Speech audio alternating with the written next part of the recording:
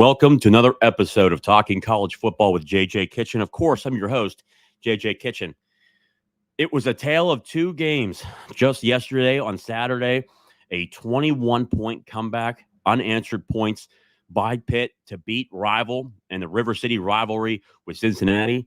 We'll go into a lot about that. Obviously, it was a great comeback win. Check that off as a win this year. That was a loss last year. And you saw multiple differences. It was a tale of two different halves, and we're going to go over a little bit of that. Plenty of discussion on both, but why it's so good that we got to see live in-game adjustments by Pitt's defense and by Pitt's offense. We'll also go in tonight a little bit about Eli Holstein, why he is the guy going forward. Talk about just tremendous resiliency, what he was able to provide after the first half going into the second half. And also, too, we'll go into the next week. It's the Backyard Brawl. That's Pitt versus West Virginia on the North Shore coming on this Saturday at 3:30. It's going to be a hell of a game. Guys, we're going to get into it, obviously. But, of course, you guys already know, the show is sponsored by Colonial Beer, located at 4986 Library Road in Bethel Park, PA, 15102.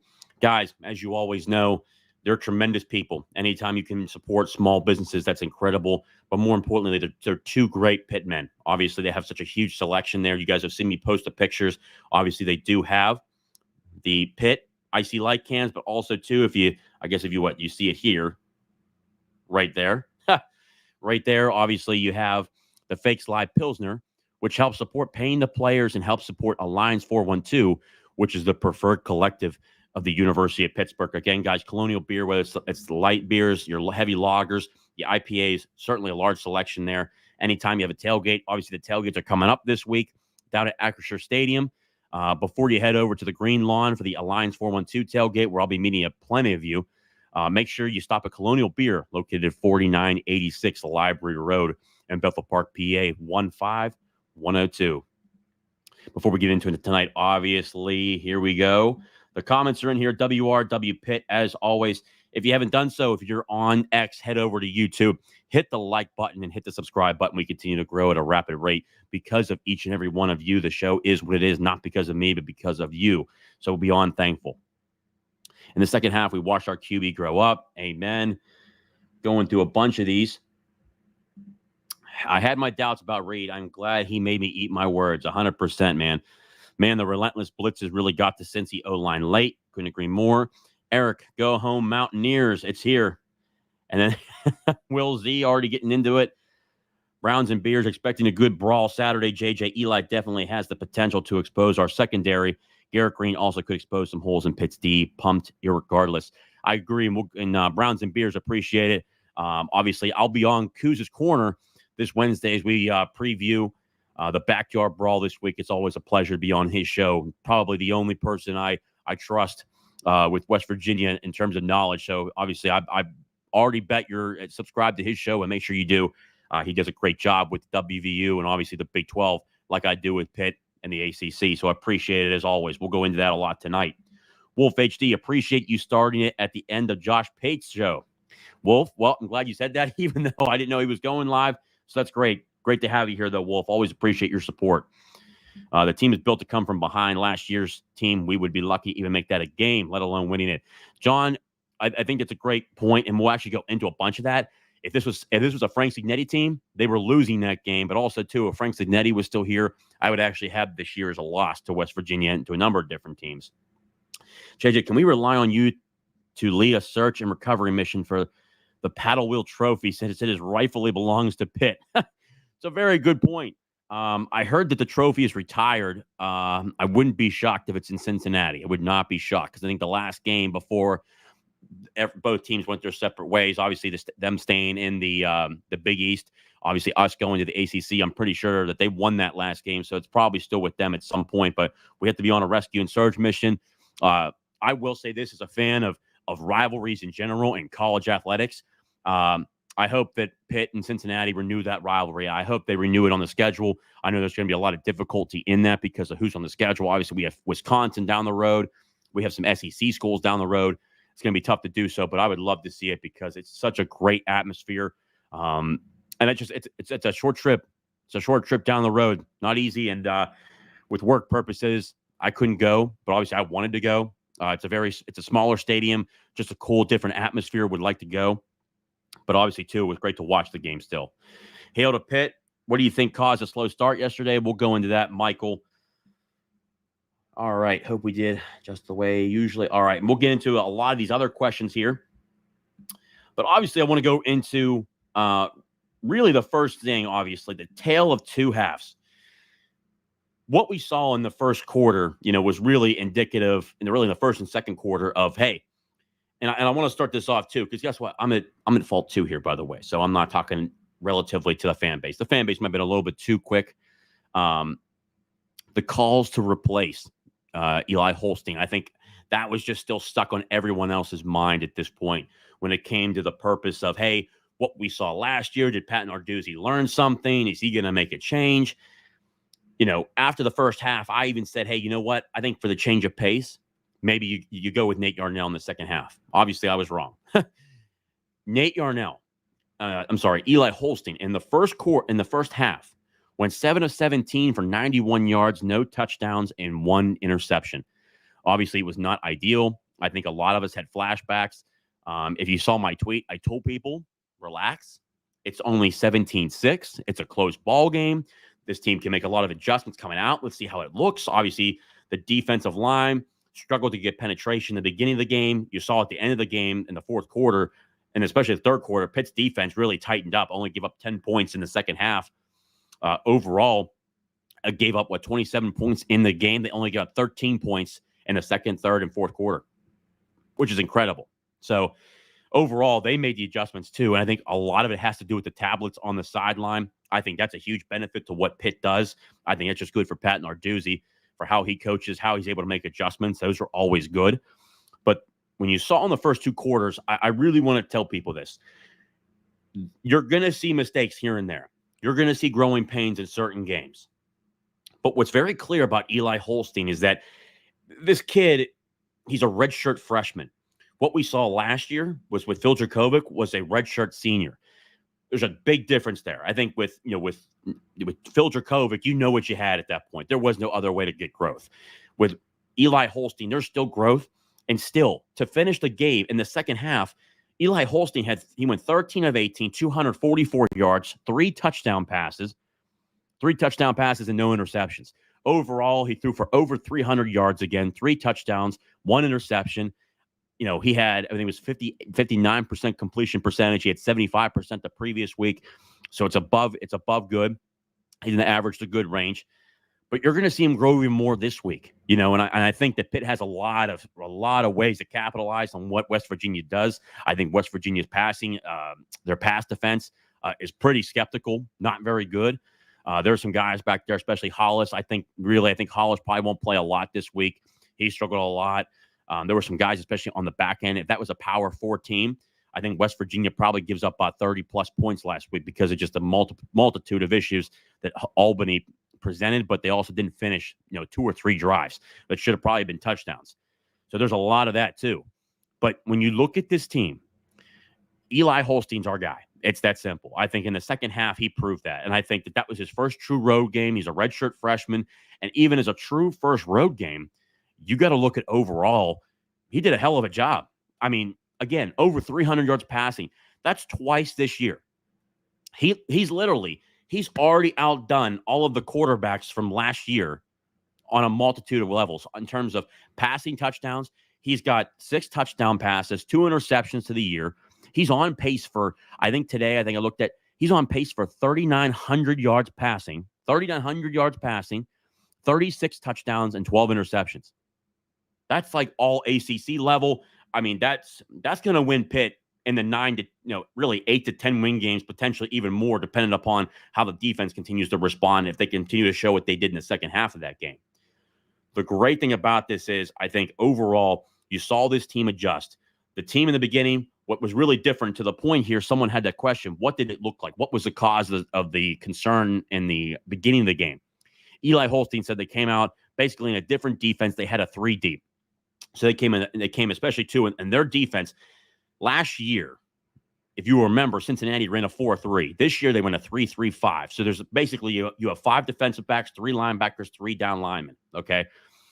In retrospect, you really have the 5 defensive backs. Really, you have a top guy over the top that plays basically center field. They were really, in terms of, they were playing a cover 3, which kind of threw them off a little bit, especially, too, as a guy that was up there in the middle. The minute that they came out in the second half, you saw how Pitt started to make that adjustment to where, hey, let's spread them out. Instead of staying close to the line of scrimmage where they were doing trips, you saw Pitt start to spread it out, be able to, over the top, especially to the defensive backs over the top, spread them out, create separation. And again, that's something we talked about with Cade Bell. Cade Bell consistently, and I think at this point should have told really everyone to shut up at this point, shows how he gets schematically people open. And it's just continuously getting guys open to where they're beating their one-on-ones. Konate Mumfield had a hell of a game. Over 100 yards receiving, 7 receptions. He had a hell of a game. Gavin Bartholomew had a number of good catches. Raphael Poppy Williams. And, of course, I think you look at those receivers overall, but, man, Desmond Reed, over 150 yards rushing again and over 100 yards receiving. I mean, that kid at this point, I mean, he might win multiple awards. I mean, it's freakish what he's doing. Pitt fans were concerned, well, look at his size. He's 5'9", he's smaller in stature. The same thing goes about the wide receivers Pitt's recruited under Cade Bell in this class. It's clearly not a problem. He's doing extremely well. Freakish numbers that he's putting up at this point, to the point where he's clearly a number 1. And if Rodney Hammond was here, I'm not sure that even Rodney would be number 1, because these numbers are freakish. I think Rodney and obviously Rodney and Desmond Reed would have been a great combo, but even Derek Davis, when he gets in the game, he's running hard. Same thing with Daniel Carter. Jules Goff should be back pretty soon. I mean, it's a good backfield. And Cade Bell, he's got plenty of weapons. Konate Mumfield, Kenny Johnson. Kenny Johnson had a good couple catches yesterday. Big-time catches. He continues to show up. A great talent. This is an offense where the next 2 years, Kenny Johnson will be off to the NFL after a couple of years here because of how well we play on offense. Konate Mumfield, Kenny Johnson had a great day. Gavin Bartholomew. Then you had Raphael Poppy Williams, C.J. Lee, Dejon Reynolds. That's just your wide receiver room. Gavin Bartholomew. Jake Overman had himself a game in terms of blocking, but also, too, making a couple good catches. He did really well. I think he continues to shine in multiple stages of the game. So on offense, and especially, too, let's give some credit to the offensive line here. Also, too, we have been critical, and I have been critical of Jason Collier. Let me tell you this. Round of applause to Jason Collier. He played a hell of a football game yesterday. Look at how Branson Taylor played. Look at how Ryan Bayer, and that right side of the line has been consistent these first two games. Even Lyndon Cooper. Ryan Bayer, B.J. Williams, and Lyndon Cooper are mauling people. We've now rushed for over 200 yards in each of these games because of guys that are mauling people. Ryan Jacoby should be back next week. But it's good to know you have Ryan Jacoby and Jason Collier, who played a hell of a game. Jason Collier can back him up. Terrence Moore still back there. Jackson Brown still back there. Terrence Enos is still back there. And then you had Branson Taylor, who had a tremendous bounce-back game. Overall, Jeremy Darveau, let's go, baby. Let's go. We got ourselves an offensive line that loves violence, loves physicality, can certainly the progression from week 1 to week 2 and pass blocking. Dante Corleone, you saw a couple pressures, and he had 1 sack. Look at what last year was compared to this year. I mean, night and day. So I think overall, when you look at this team, the way that they're able to make adjustments on the fly is incredible. And I think that once the team settled down, once Eli Holstein settled down, you're looking at a very veteran crew in terms of how they're progressing and their mentality on the field. For me, this continues to show just how much growth there is in this team. I think Eli Holstein, the sky is the limit. I think that the fact that he was able to adjust that quickly in a game to where first half, second half, boom, you make the adjustment, and how he was driving the ball down the field, especially too on a couple of those deep balls that he threw. Man, he stepped into that. He's got a big arm, especially too when he holds back and he really throws it. I thought, again, our running game looked really good. And then you get to the defense. The defense in the first half overall, when you look at him, I can tell you for a fact, I was concerned in the first 2 quarters. All of a sudden, the second quarter comes around. You see guys like Francis Breu, Nick James, Isaiah Neal. These guys are all stepping up. I thought they looked great. Nakai Johnson looked great in the middle. You started to really see what it looked like. At the fourth quarter, we shut them out. I mean, they couldn't move the ball at all. And obviously, Pitt's a specific style defense where they're pressed quarter man coverage. They're pressed all the time. But what you saw, especially early on, is you saw the blitz packages. Pat Narduzzi, he'll bring 4, obviously just your down lineman set. He'll bring 5, or he will bring 6. I mean, that's when you look at it overall, and especially, too, you saw in the beginning of the game, we were bringing so much pressure. Obviously, the tight end, if you remember Joyner, you saw those delayed routes between Joyner from coming from the tight end spot. When you're looking at those routes, and immediately in your mind as an offensive coordinator, when you're facing pressure, obviously to relieve the pressure and to get people to back off you, one, immediately is in your mind as a defensive lineman or a linebacker, one, your screen plays, especially from side to side, just getting the ball out quickly, or your delayed routes, especially, too, you saw multiple times the delayed route from the tight end Joyner whenever he came back out. The second half comes around, you didn't see that at all because, one, the adjustments were made. That's something that you love to see, the adjustments overall. I thought on defense, obviously Nate Matlack in the second half, I thought looked a lot better. Jimmy Scott the same way. Sincere Edwards, again, another great game by Sincere Edwards. You love to see it. That was really good. Chief Borders continues to get better. I think overall, you still want to see more corrections here coming into this week, especially, too, more pressure with just those 4. That's probably the one thing that I personally still want to see. When you're going against a team like West Virginia, for me, when I watch their tape, the middle of their offensive line, Hubbard, I believe it's Hubbard, Yates, and there's one more on the interior there. I can't remember the other guy. Why am I missing? I have the notes here. Remack. Okay, so Thomas Remack. I still think he's good. I think morely, when you look at the center and guard position between Hubbard, Yates, there were some problems there. I like Remack, but the strength of West Virginia's offensive line is your bookends. Wyatt Milam's going to be an All-American again this year. I think he continues to play at a high level out of West Virginia. He really fits the mold of a West Virginia Mountaineer, a guy who's physical, tough.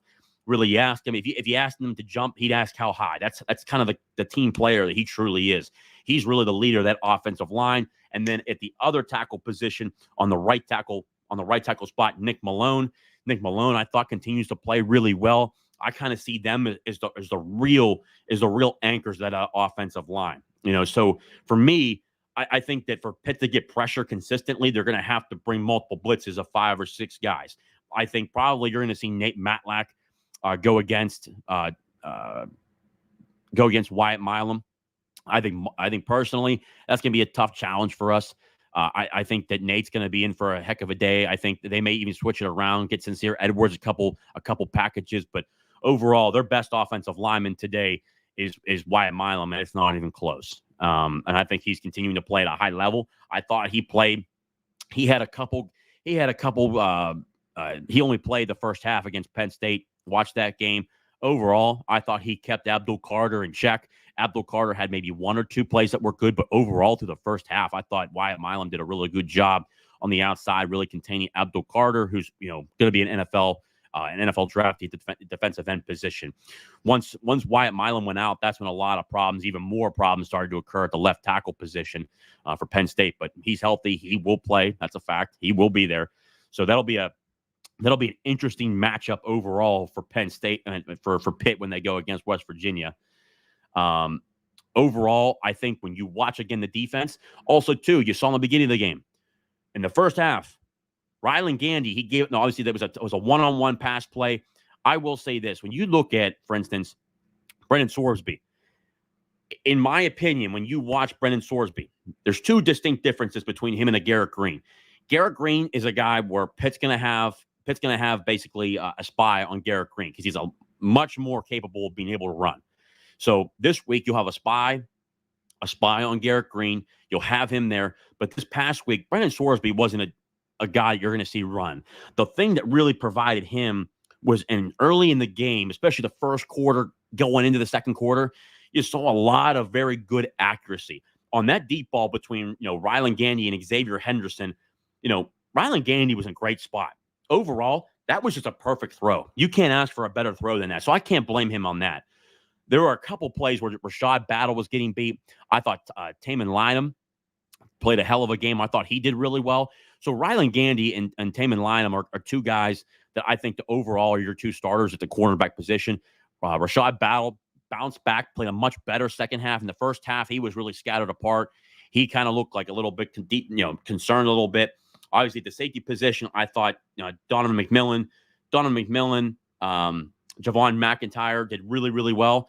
There were a couple plays again in the first half. Again, P.J. O'Brien, if you remember in the first quarter on that delayed tight end route to where he, for instance, when I say delayed, he's pretending to block and then he heads right down the seam. P.J. O'Brien he's basically in the right position, sitting on the actual hash mark. He's sitting along the seam.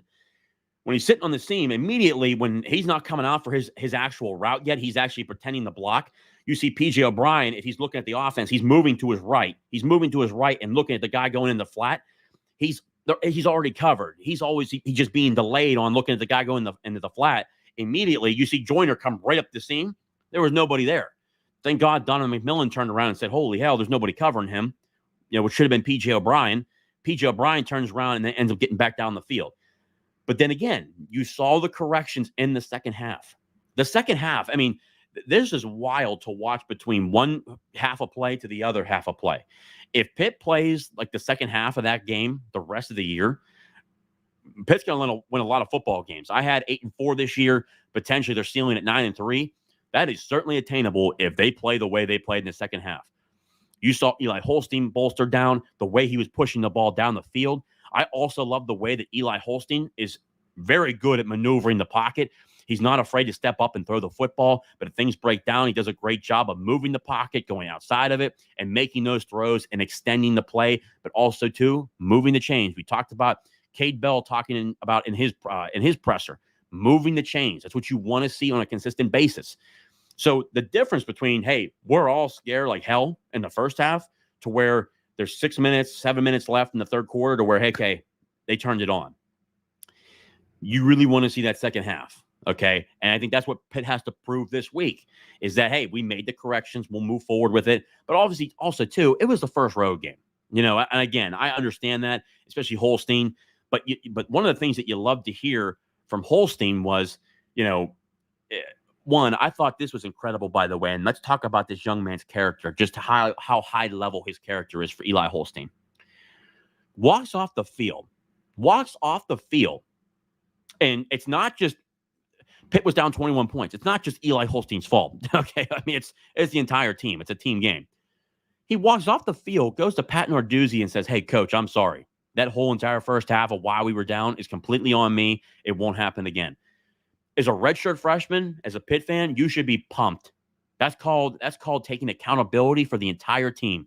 And then Eli Holstein talked about how Kenny Johnson, Konate Mumfield, those guys, Isaiah Neal, came over to him and said during the game, bro, it's not on you. It's on all of us. We're going to win this game. We need you to stay in this game. And vice versa with Eli Holstein and with his receivers. We didn't have a lot of that last year. There was a lot of discussion. Obviously, I think that there were some guys that were cancers on that team that are no longer here.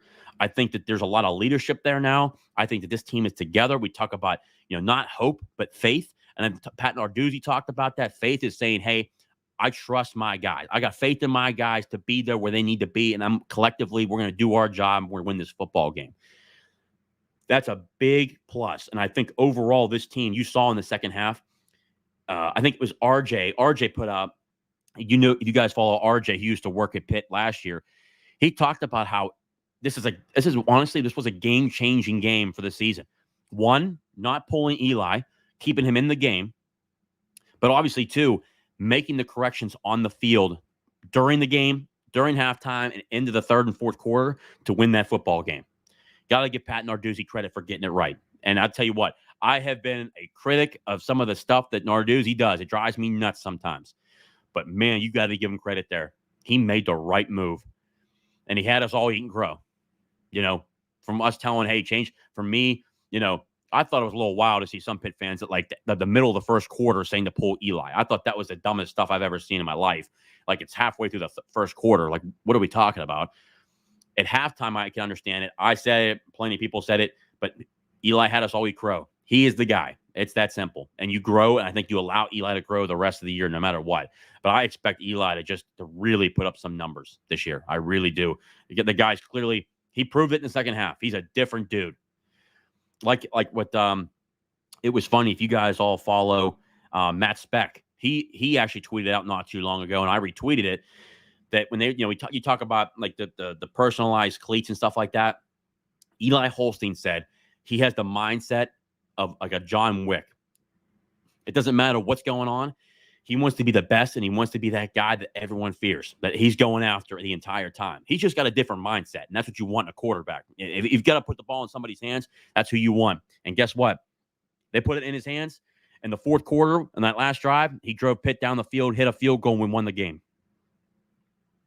Before I go any farther, before we start to talk about West Virginia, the comments are just flowing in. Again, guys, I can't thank you guys enough just for the comments and the questions. You guys are always good. Guys, overall, right now, we have about 455 people watching the show live.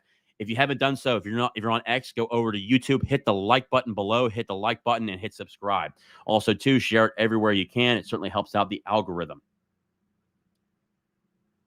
Let's see here. Pop quiz. Name a team that blew a 21-point lead, and now their fans want to fire their coach, their first test of the year. Gov, my man, that's the University of Cincinnati. Scott Satterfield, man, no idea why they hired that guy, but, man, they're stuck with him. And I can tell you this, he might be out of a job if he has another 3-9 season again.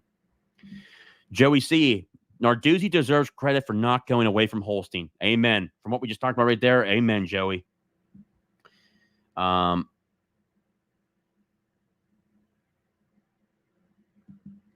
Let's see here. Shout out to Holstein, Reed, and Sauls. Sauls is clutch. Again, yes, Ben Sauls, better call Saul. I mean, just the guy, it doesn't matter if it's 55 or 60 yards away. The guy's going to hit it every time. Reed is all-around best player on the team right now. That speed kills. Holstein showed incredible poise. Remember, he's a redshirt freshman. Amen. Defense tightened up in the second half. Sorsby played well. A lot of promise in the offense. They'll be giving WVU fits on both sides of the ball. Joey, I agree.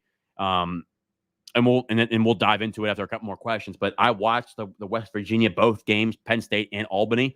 Usually you don't take a lot away from when you watch Albany. Still, WVU pulled away at the end of the game. It didn't matter. They still put up, I think it was like 45, like 49 points, something like that. But there are a lot of question marks in their pass defense. I mean, their pass defense, I was watching it, and I had people texting me. They're like, dude, are you watching this WVU game? And I was like, I'm back home right now, and I can tell you this, I'm watching it, and there are some real issues on that back end right now. I don't know what's going on, especially, too, how they were just running confused for the majority of the first half, even into the third quarter. There are major questions back there, and I can expect you this. I would not be shocked to see, again, Eli Holstein throw 30 to 40 times. They're going to hand the ball off, especially, too, because the difference that what Pitt does now is a complete just 180 from last year is Pitt moves. Like, if this was Frank Cignetti's team or Frank Cignetti's offense, we're not winning that game last week. The fact that in that a short amount of time, we scored 21 points like it was nothing, or I'm sorry, 22 points. We scored 22 points unanswered. Whew. It's a different ball game, and Pitt moves fast. And the way that we're able to snap the ball in under 12 seconds is just furious. And you're watching, and when I watch tape after the game, so obviously when, we're all having fun and stuff like that watching the game. After the game, usually that night, I'll watch the game once or twice if I feel like I have enough notes whenever I'm, if you guys know me, I'm a big note guy. When I'm taking notes on the game, if I feel good after the first time watching it, and you have the clicker and you're able to go back and watch the play like 4 or 5 times in a row to figure out what the hell happened, why did it work or why did it not work, or if I'm watching the defensive line, it's pretty nice when you're watching the game live how they show the replay, but when you're able to slow it down and just watch how the defensive tackles, the defensive ends, where are the gaps, where are they fitting, especially too, are we running stunts? Was there no stunts there? Why was there a gap there? Why was there a hole? Was it gap discipline because we were running a stunt? It's always fun to go back and look at that stuff. But overall, when I feel like I got a good enough of it and you're watching this game, a lot of these teams, especially their defensive lines and their linebacking crew, I think DBs are a lot different. They can handle the speed, even though they're trying to get lined up. That's the only difference. They don't get tired, but they're trying to get lined up. These defensive lines, man, that I've seen now Pitt face, Dante Corleone to the 1 point, he just wasn't. I mean, obviously, give him credit. I mean, he's been out with, thank God the young man's healthy. I'm beyond happy he's back playing football where he belongs.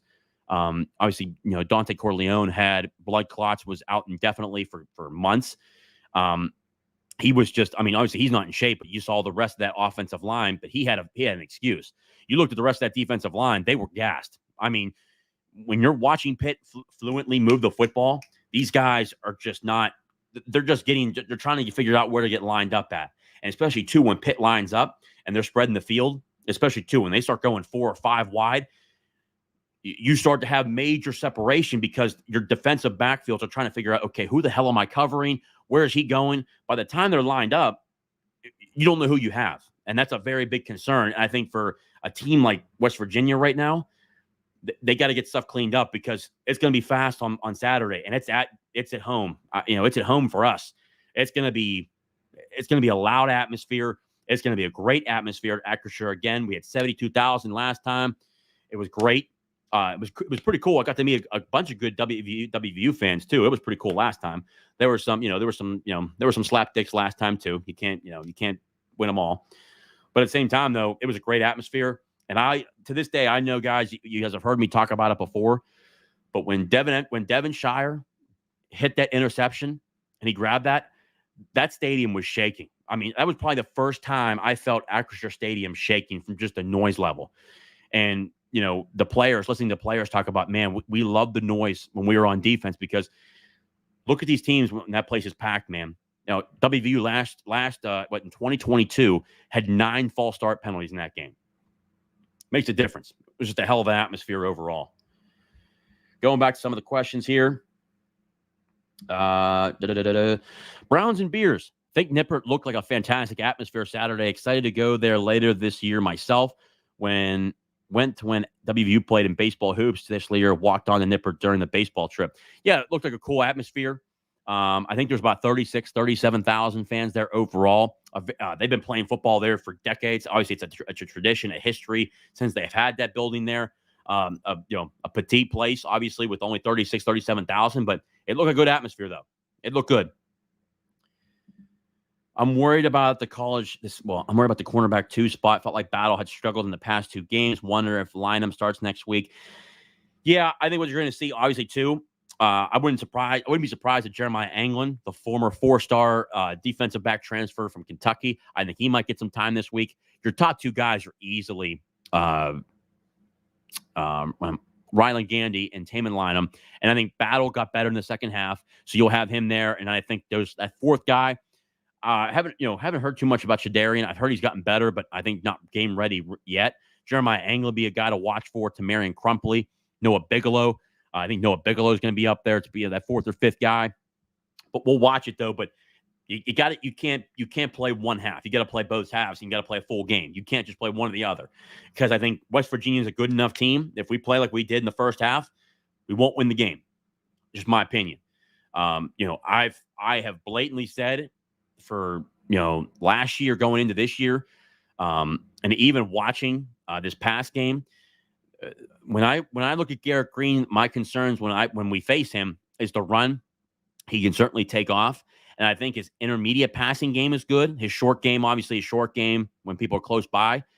But man, his short game, the intermediate game, even at times in the Penn State game and even the Albany game, he just overthrows people to a degree of just like he hasn't fixed the accuracy stuff yet. Obviously, this past week at Albany, I think he was in the 70 percentile. I think when I was doing the numbers, that was really good. But it's again, it's Albany. Like you should be throwing that. Like, I mean, we didn't face an FCS team. We faced Kent State, who's an FBS team. But Holt's team was 75% against Penn State. I was a little concerned at just how slow they were in terms of just one. Penn State was just fast. I will say this year. I mean, obviously, Penn State almost lost to Bowling Green this past week. They beat Bowling Green 34-27. So that kind of has me concerned. Like, why did West Virginia not score enough points? I mean, that kind of didn't make any sense to me. But overall, Garrett Green, he was like 51, 52% in that game against Penn State. So his accuracy issues, I think there's still accuracy issues there, especially when he's under pressure. When he sits back there and he's got time, I think he actually makes some pretty good throws. So I think for us to be successful, you got to have pressure on him. I'll actually be really excited to see him play this year. I was excited to see him play last year against us. Obviously got hurt last year. And then Nico just obviously didn't have a lot of reps during practice that week, but they talked a highly, big game about him. He looked horrible last year against Pitt. Obviously, they didn't trust him to throw the football. Nico got a pass and against the Penn State game. First pass he threw was an interception. It was the only pass he threw. So you can do your own math on that to what we'll potentially see if he gets in the game. But overall, I think Garrett Green, he's got good wheels, man. He's fast. Also, I think, the only thing is, I think when he's running, he's certainly not scared to get hit. I think he takes on the violence of the game. He had a couple hard hits against Abdul Carter when he was recovering a fumble. He didn't go to recover a fumble the second time. That was a little bit of a concern for me.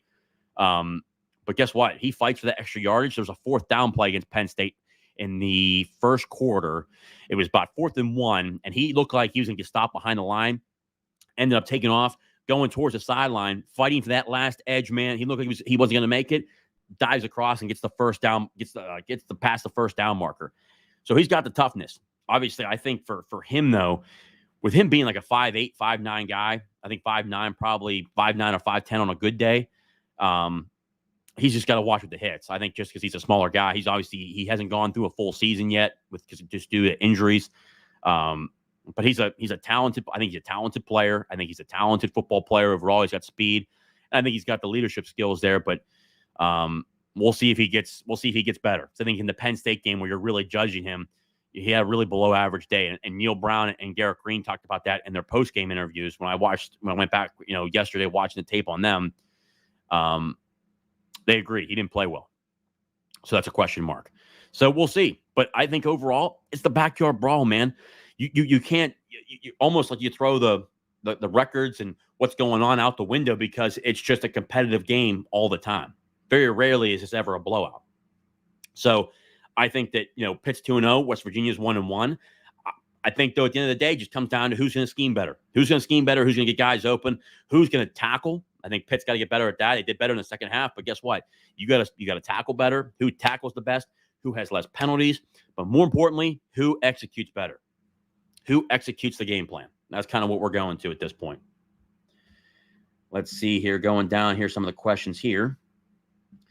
My man, Bama Talk with John, JJ Kitchen. Eli Holstein looked great. I really liked him at Bama. Dude is super dynamic. Obviously, if you don't follow Bama Talk with John, really good guy. Helped me get started in this podcast space and with Pitt. And him and Coach I urged me to get a podcast going along with other Pitt fans. And he's a big guy with that, and I appreciate everything that he did. If you're not following him, give him a follow, especially with the SEC.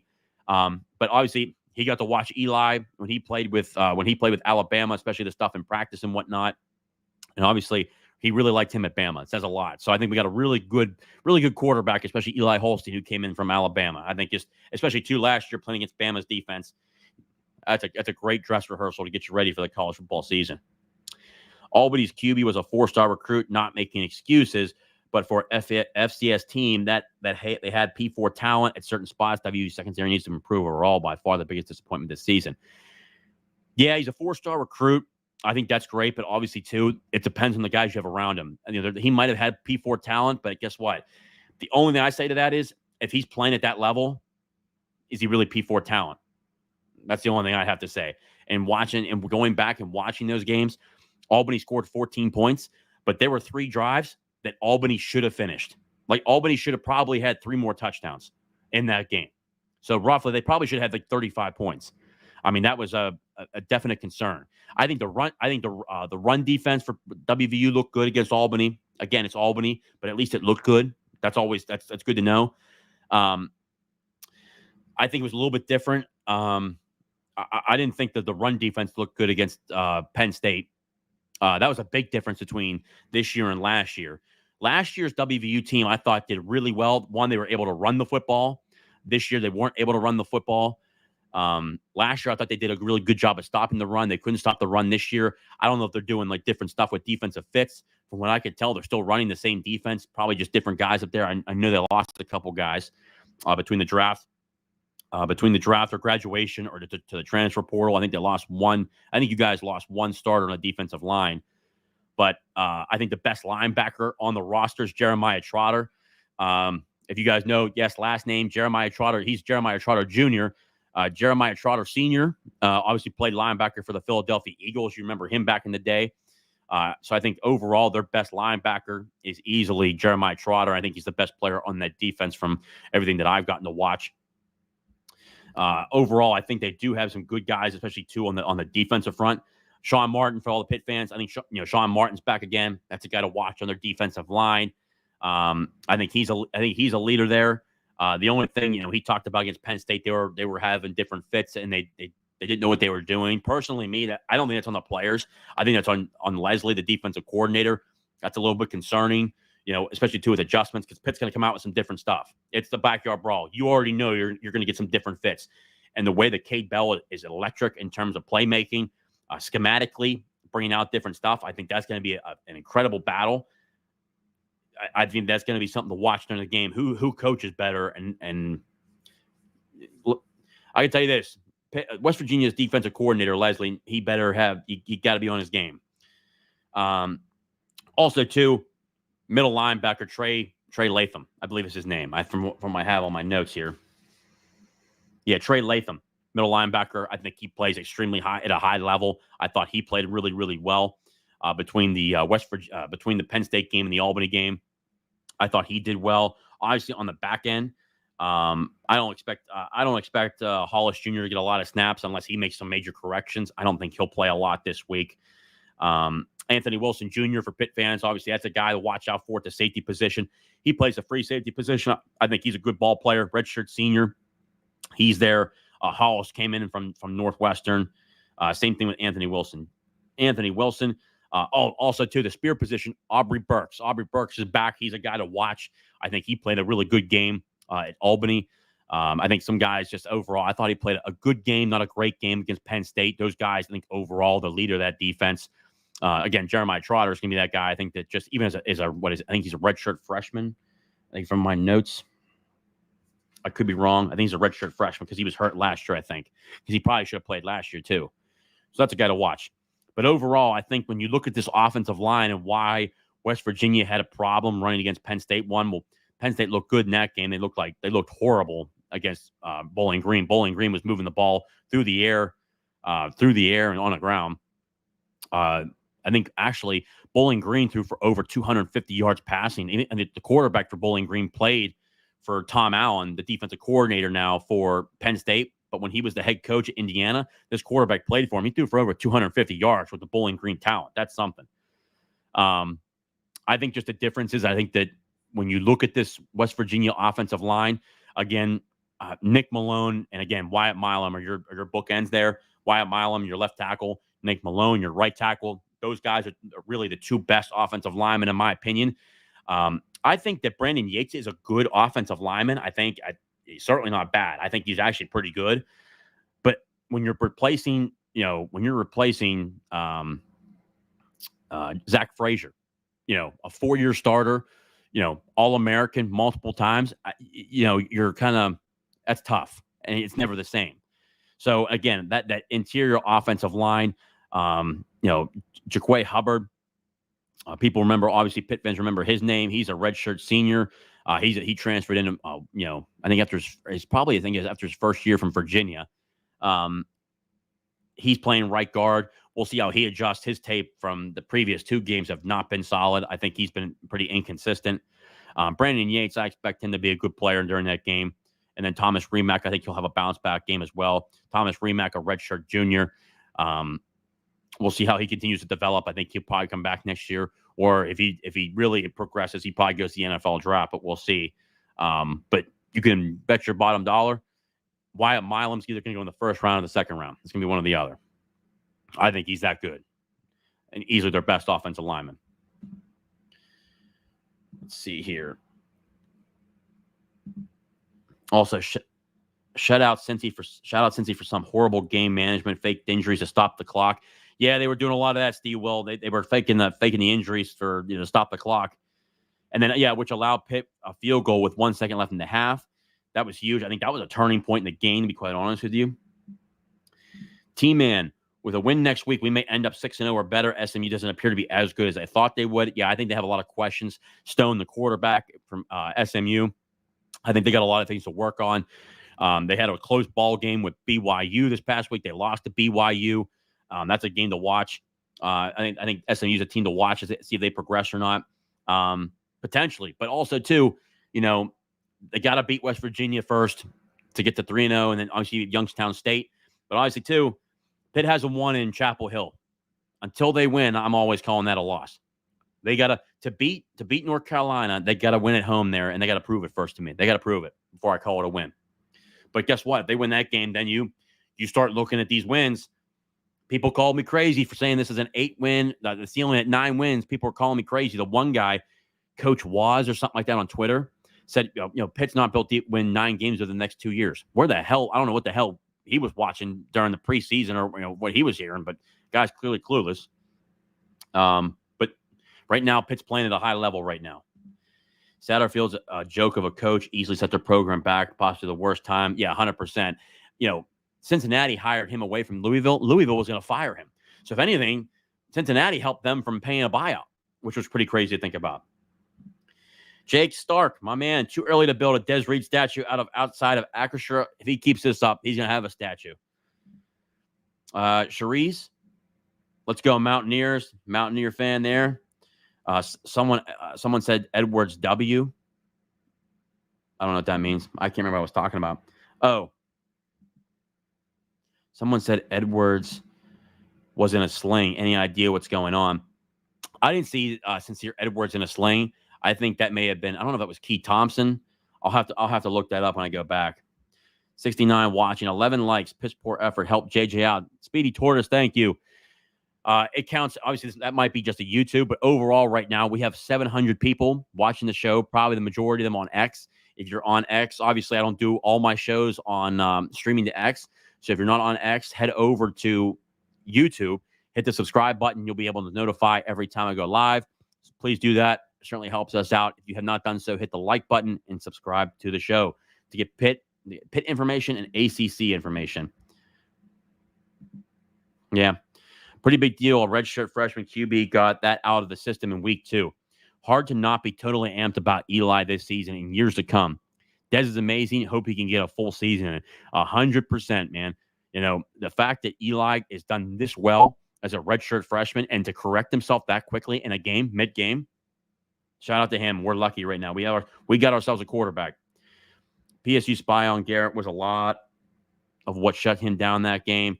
If I had to give an X factor for the game, as now the performance of Pitt spy may be it. I think Pitt spy, but watching that game, the only thing I got to say is just, what Garrett Green are you going to get? Are you going to get the Garrett Green that played against Penn State, who was extremely inaccurate, threw balls into the dirt, overthrew wide receivers? I mean, mightily overthrew wide receivers. It was like watching Garrett Green from last year, or are you going to get the Garrett Green from the Albany game where he had time, was able to make throws? That's the question mark. Which Garrett Green are you going to get? And if I had to bet right now, I can tell you this, Pitt's going to get pressure because they're going to bring 4, 5, even 6-man pressure. If they can't get pressure, if they're going 4 guys, they're going to go at least 5. Pitt's an attack-style defense. And especially to the guys up front, they're speed. They're speed guys. That's what it is. Pitt's playing right now at a high level with speed guys across the football field on both sides of the football. And I think that's what's really making the difference in these second halves, especially the second half of last game. You saw Pitt's defense go to another level between stopping the run and then getting pressure on the quarterback and the amount of times they were able to hit him. Sorsby. Let's see here. Exciting. It was exciting to see the team. Amen. Someone like Jordan Bass may get a good amount of play time next week as a QB spy. Freaky fast linebacker that used to be a safety would do wonders at stopping Green scrambling. Agree. And Jordan Bass could do it. There's a number of guys who could do it because the linebacker room is just, they recruit for speed. So it works. It was exciting to watch the team claw and fight back and really watch them pull together. Just felt different and was a good feeling. Pittman Zach, 100%. You wouldn't have had that last year with this Pitt team. This Pitt team's bought in right now, and I think, again, that's why me personally, from everything that we heard, it just, there's a different vibe about this team. I think there's a lot more leadership on this team. There's a lot more guys that are bought into the system and the process right now, which has led them to be 2-0. Desmond Reed continues to impress. The new Darren Sproles, Dion Lewis. Yep, same size as Dion Lewis. I think it's big. Narduzzi deserves a lot of credit for the Cade Bell hire. We left at least 21 points out there. I completely agree with this. We did leave at least 3 touchdowns out there, because when you looked, when I went back in the first half, between some of the throws that Eli was throwing out there, he missed some guys that are wide open. I mean, that one thing about Cade Bell, man, these guys are going to be open. You look for them, you find them, you're going to find them. And on Saturday, Eli Holstein had a lot of time to throw. Pitt's offensive line played a hell of a football game. I mean, the progression from that offensive line from game 1 to game 2 was just wild. Brandon Taylor looked a hell of a lot better. He had himself a day. Ryan Bayer is consistent. You always know what you're going to get out of Ryan Bayer, former 4-star offensive tackle. You know what you're going to get out of him. He had a hell of a game. B.J. Williams continues to show up each and every game, gets better every single time. He's done a tremendous job. So I thought he's done really well. Also, too, Lyndon Cooper, man. Lyndon Cooper held his ground and played a hell of a game against Dante Corleone. It was to a point where he was playing so well against Dante Corleone, they had to move Dante around to try to get against other guys, to try to mix up a little bit of a scheme-wise, schematically put him against in different matchups. Lyndon Cooper, the NC State transfer, has played a hell of a 2 games so far. Beyond impressive.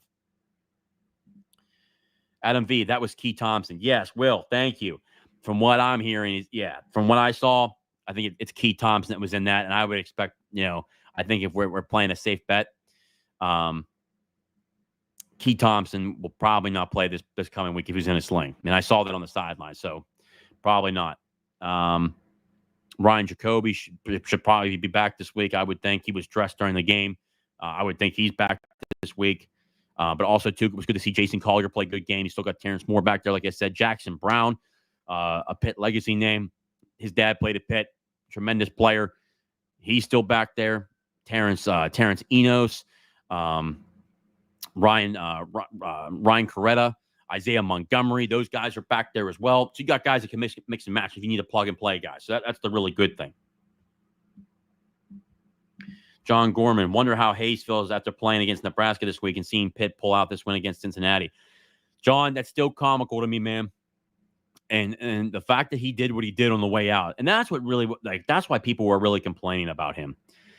Just how he did it. Just say, hey, you're going for the money. And Pitt paid him twice.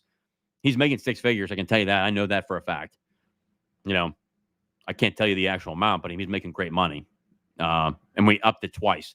So, I mean, he said what he said. Clearly, he was wrong. We do have a quarterback, and Shedeur Sanders looked horrible yesterday. And so did, Colorado barely got past North Dakota State. Even that last play, North Dakota State, if they were 5 yards just further on the field, they scored a touchdown there, and North Dakota State wins the game. So, at this point, I think that Colorado is going to be lucky to win 6 games. I think they'll probably win about 4 or 5 games. They're not even going to go to a bowl game. So that's a mistake on his end. I mean, at least he's starting, but Sammy O, who I thought could have had a great career here, especially defensive end in our system, has not played well at all there. That's a major mistake on his end. And then now you see all the turmoil with Shedeur Sanders throwing players under the bus. Deion Sanders posting pictures today of himself on the field. You just got absolutely walloped against Nebraska, and you're posting pictures of yourself on the field at Nebraska like it's a marketing campaign. To me, that's just not, you're not serious about winning. That's kind of how I see it. Saul is having a comeback year. I agree. What I like about this offense is designed that anyone could go off for a huge game. I would not be surprised if Johnson, Lee, or Williams is the leading receiver next game. The scheme is designed to get people into space against the defense. Held a Pitt, beat the Mountaineers. Tyler, I agree. And that's been the calling card. It's all we heard all offseason, that he schematically puts people in positions to get open. He's done that the first 2 games. This third game, again, living by the motto of this team, prove it. You got to prove it again in week 3. West Virginia is a different team than a Kent State. West Virginia is a different team than a Cincinnati. In my opinion, West Virginia is a better football team than Cincinnati and Kent State. So you have to continually get better. The schedule will get harder. West Virginia is better than Cincinnati this week. North Carolina will be better than West Virginia because more of the tape's going to be out there. The same thing when they go to face Syracuse. Syracuse is playing. They're having a hell of a year. Kyle McCord. Ohio State was dumb to let him go. Kyle McCord went off for 384 passing yards last week. I think he had 4 or 5 touchdown passes. They're playing a hell of a year. Georgia Tech's been really good this year. Boston College was a big, great win they've had. They're 2-0 at this point. They've done a really good job.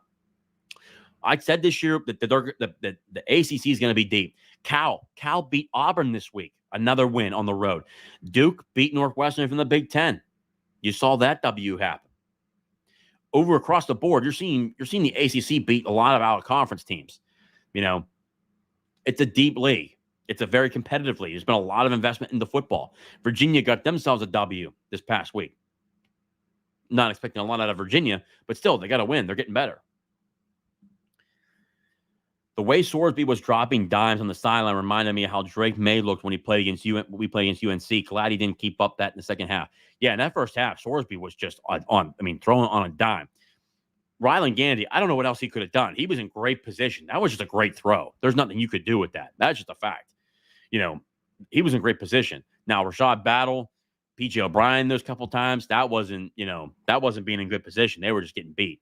But in the second half, you saw the corrections. And Rylan Gandy's easily your number one guy. He was incredible, really, in the second, third, fourth quarter.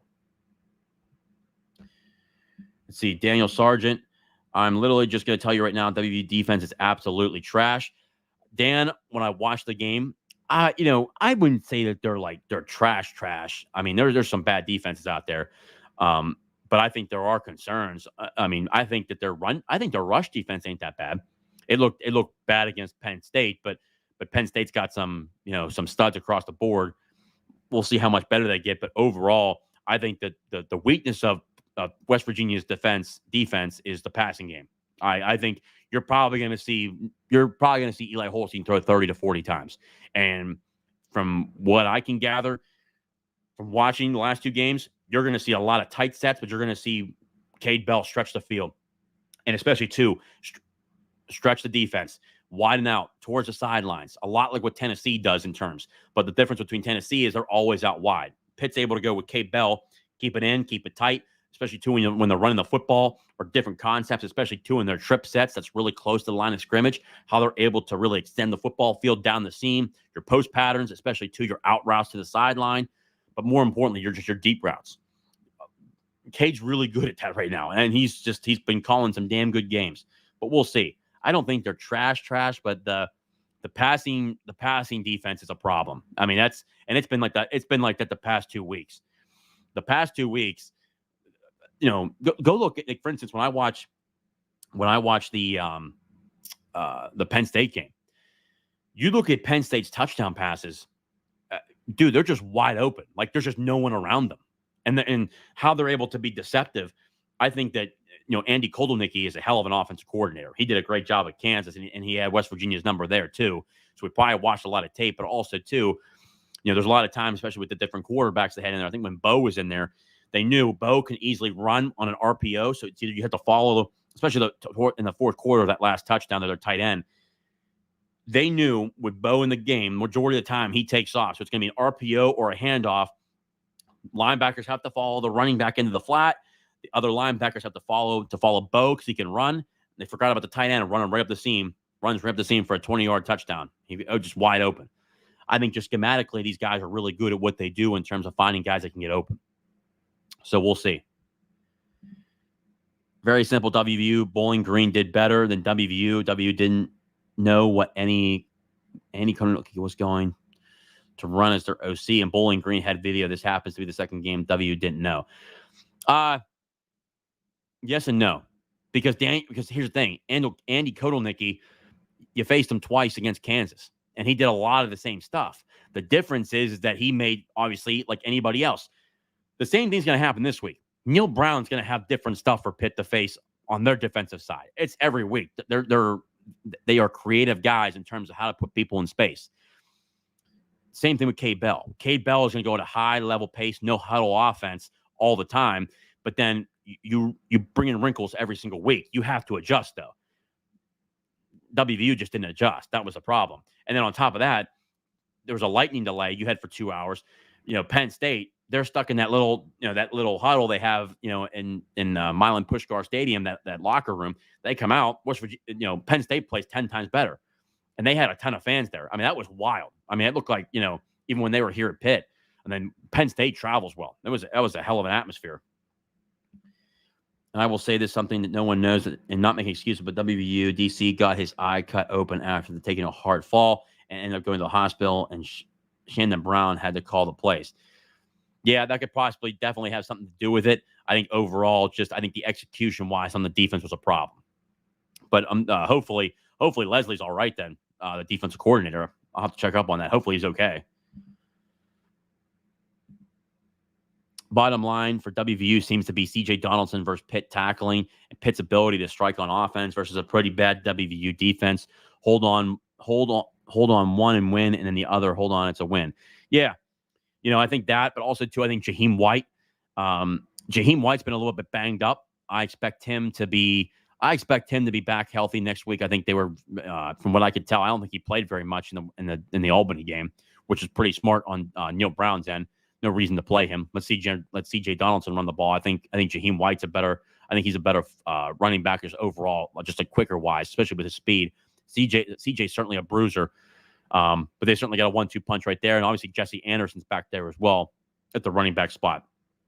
So it'll be a fun game, but overall it's going to come down to stopping the run, and also to tackling. To your point, Gov, got to tackle. Something the Pitt struggled with in the first half. How concerned are you about the running back depth behind Dez? I know it has been a very small sample size, but I haven't been impressed with Derek Davis. Will Lloyd or Goff be ready to help soon? I think they will be. I think Jules Goff's going to get some carries once he's healthy for sure. He did a hell of a game in the spring camp, and even in the fall camp. He just got banged up early. I think overall, though, I don't think Derek Davis is bad. I think just when you look at the overall touches, Derek Davis didn't get a lot of touches last week because why would you take out Desmond Reed? I think just Desmond Reed has had the majority of the carries, and you've seen a number of times just on a couple penalties that got called back. But Derek Davis runs hard. He had a couple 20-yard runs. I think he's good. I think he just needs more touches. But at the same time, though, if Desmond Reed's playing the way he's playing, you don't take Desmond Reed out of the game. And then when Derek Davis is in there, he's a really good pass protector. And then sometimes it really readies up to say, hey, if he's in the game and you're able to pass the football, you're going to be passing the football. It's that simple. But overall, I would say if we lost Desmond Reed, I think the big issue for the running game, at least, because he's easily their best back. I think he's possibly the best player on the team right now, besides Holstein and besides like Kanate Mumfield, even Kenny Johnson. I think Desmond Reed is a massive factor. If he gets hurt, I mean, that's a major blow. That's a major blow to the team. WU will be without 2 D linemen versus Pitt. Eddie V and TJ Jackson. When did that happen? Really?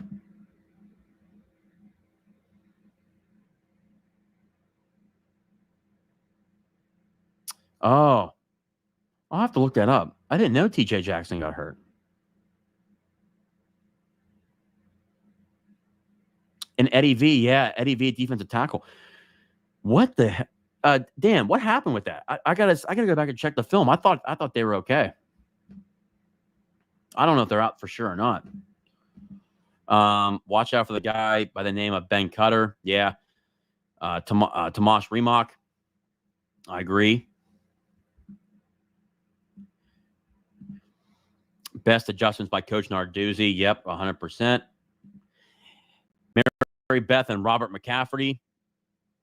Eli becoming a household name after 2 games, 100%. Eli's doing a really good job, and especially to the adjustments from going from the first half to the second half. I mean, it was a completely different quarterback. Are you concerned, as I am, that we can't get any pressure with the QB without blitzing? Steven, I think that was one thing that we were a little concerned about in the first half. You were watching, we were blitzing at such a high rate early on in the football game. I think in the second half, you saw a little bit more. But I think for me, I'm a little bit nervous about it because, one, I want to see more consistency out of it. You see it sporadically at times. You see sporadically where in the second half, Nate Matlack had had I think it was 4 or 5 pressures. Sincere Edwards had 4 or 5 pressures. Same thing with Jimmy Scott. But you want to see that consistently. You can't be just so sporadic with it to where we have to bring pressure every single time. For me personally, I want to see it more consistently. So I would count that as a weakness for us. You want to see it more consistently. It can't just be one half, and you can't blitz 5 or 6 guys every single time. I mean, I'll have to do the numbers, but man, we were blitzing at a high rate during that game. Is Cruz Brookins close to starting over PJ? Speedy Torres, I would say so. It's getting to be that time. PJ's running out of opportunities. I think PJ will certainly still play, but Cruz is just having himself some really good plays here and there. He's having himself a season so far. Our run defense looked a bit shaky before they tightened up in the fourth. Do you think the inconsistency there is correctable this season or more a personnel issue? For me, it's a correctable issue, but overall, I think they just got to learn to stay in their gaps, especially that front four. You saw it really. I would say the third and fourth quarter, you really saw it. They only gave up 10 points. They only gave up 10 points in the second half. It looked a completely, besides that first drive in the third quarter, the rest of it, especially the fourth quarter, they weren't able to move the ball at all. I just think that when you looked in the second half, they were staying in their gaps, understanding gap assignment, knowing where your gap is, but also less of the shifting before the snap of the ball. You saw less of that in the second half. In the first half, what the hell they were doing. They were, especially I went back. A couple of those gashes they were running on the defensive line, especially the defensive tackle position. They're running a lot of those mixtures where they're crossing, they're running stunts. I think they cut the stunts out in the second half. They cut the stunts out. I didn't see very many of those. They were really just running the 4-man front to where they were getting pressure by your 4-man periodically by just one gap assignment.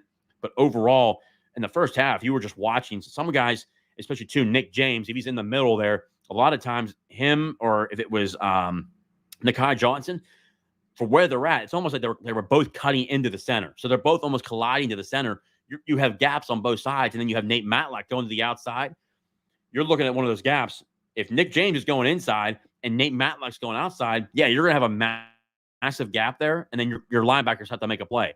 And a couple of times, you saw numerous times in that first half, linebackers, they tried going through one guy or tried getting off a block. They couldn't do it. So you saw a couple of those gashes.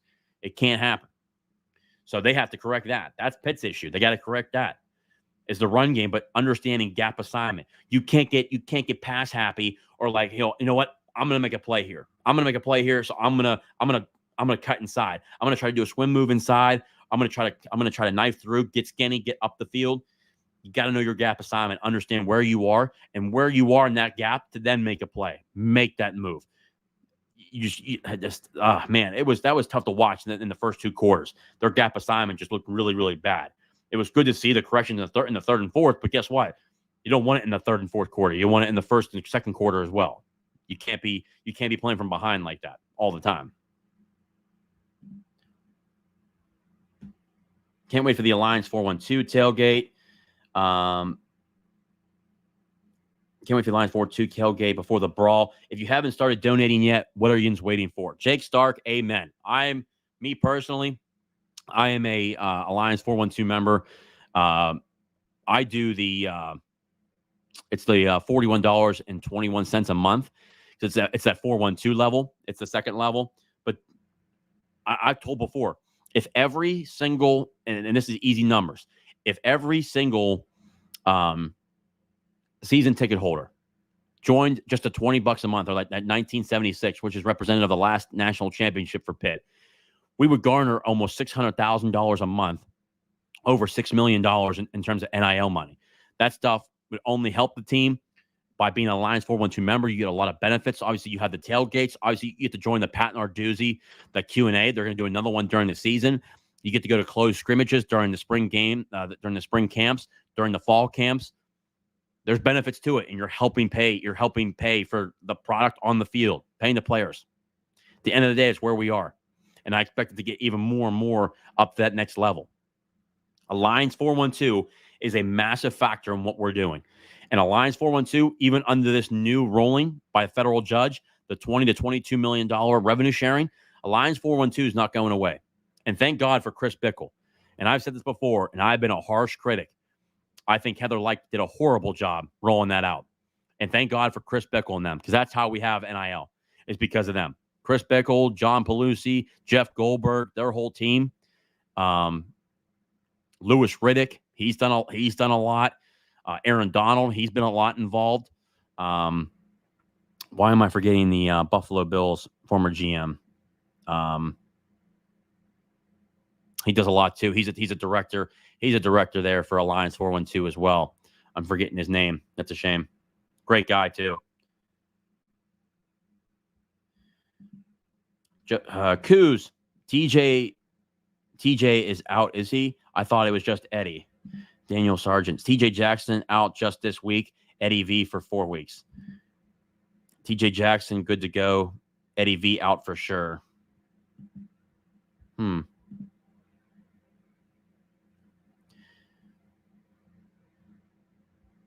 That'll be something to watch. Yeah, let me know, Coos. Yeah, because I don't know. I didn't see that. I just heard about 2 hours ago. TJ from Three Guys. What the hell? Tony Caridi. So if we'll find out. But Eddie V def out 4 weeks. Just heard about 2 hours ago about TJ from the Three Guys. Oh, yeah, Tony Caridi. I mean, if he knows, if he's saying that, he knows. So, wow, WVU may be without two of their really top-end defensive linemen. That's wild. Damn, hope not. TJ probably our best defensive lineman.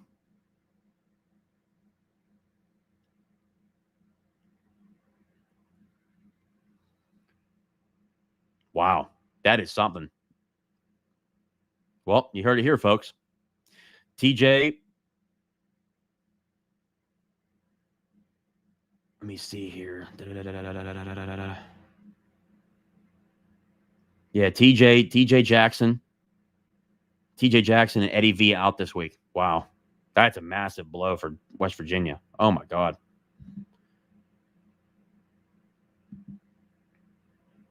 Yeah, because TJ Jackson, our best lineman.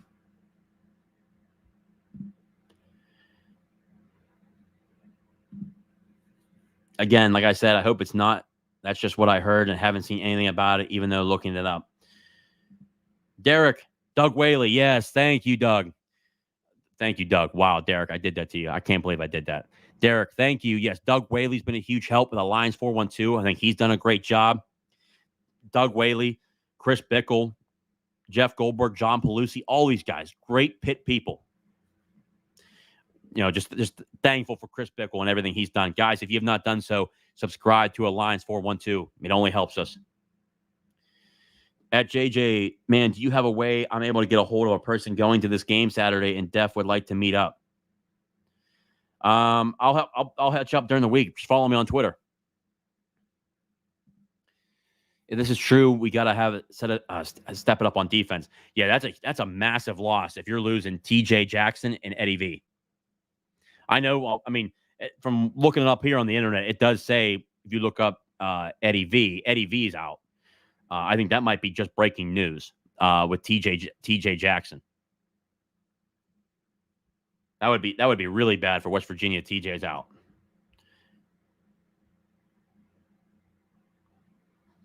Pitt barely beat Cincinnati. ISU barely beats Iowa. Syracuse barely beat GT. I mean, the Notre Dame loss is really bad. Obviously, Texas Tech lost to somebody. Texas Tech looks horrible. I mean, that's rough.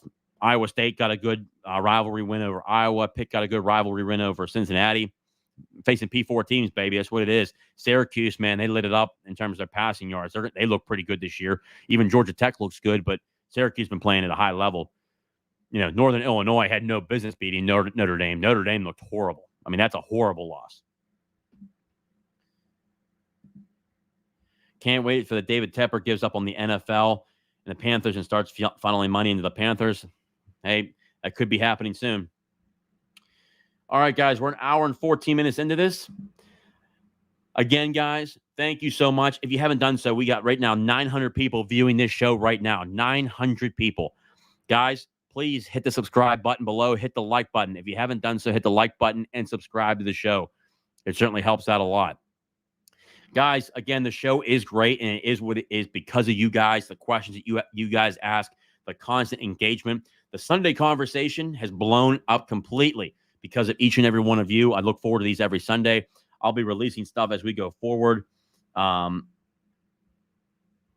Jesus, Derek. What does a tornado and West Virginia divorce have in common? Someone is guaranteed to lose a trailer. Oh, Derek. Jeez, oh, man. Jesus, Derek. Who do you think is the X factor for this game other than Eli playing any surprise players? I mean, Will, our guys are on offense. It's going to be Eli Holstein, always a quarterback, Desmond Reed, and I'm going to go with those guys. But, I mean, you got to go. There's more than one guy. But Eli Holstein, Desmond Reed, Gavin Bartholomew, and Kanate Mumfield, and Kenny Johnson. You got to have it going. And on defense, I'm going to say the whole defensive line, and then Rylan Gandy and Rasheem Biles. He continues to step up. Rasheem Biles at the linebacker position. Guys, appreciate you as always. It's been another episode of Talking College Football with JJ Kitchen on this Sunday conversation. It's been a great time. It's been a great night. Guys, thank you so much for tuning in to a late one. I was at my office later on tonight. So I appreciate you guys tuning in. Again, 900 people viewed the show this evening. Appreciate everything that you guys do. As always and forever, hail to Pitt. I'll see you next time.